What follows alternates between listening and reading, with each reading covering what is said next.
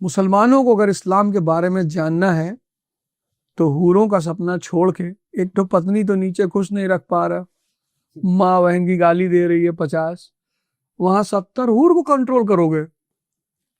हैं?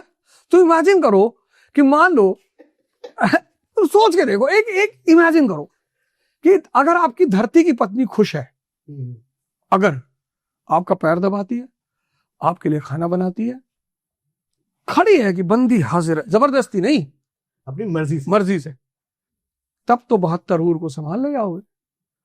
और अगर नीचे तुम्हारी बीवी तुमको जूते से मार रही है, माँ बहन की गाली दे रही है, निकम्मा कह रही, तो 72, वो भी 160 फीट की मतलब खैर, आरजू काजमी जी ने, एक बड़ा पाकिस्तान की वो पत्रकार है, बहुत सुंदर सी हैं और बहुत अच्छे सवाल करती हैं।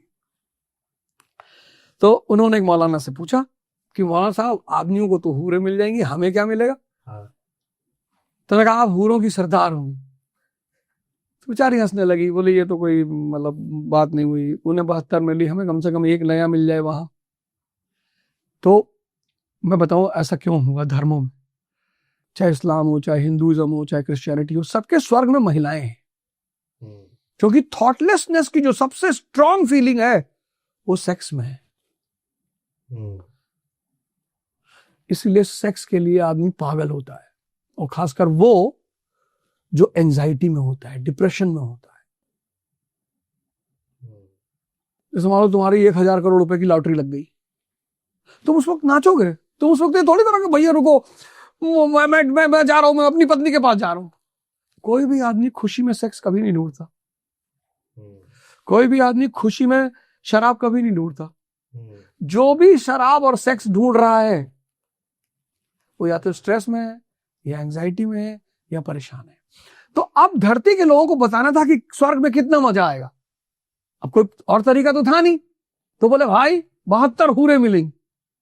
ये तरीका है वहां। क्या, जैसे हम कभी कभी अपने बच्चों को समझाते हैं ना कि भाई पापा अगर आईएएस बन जाएंगे तो क्या होगा?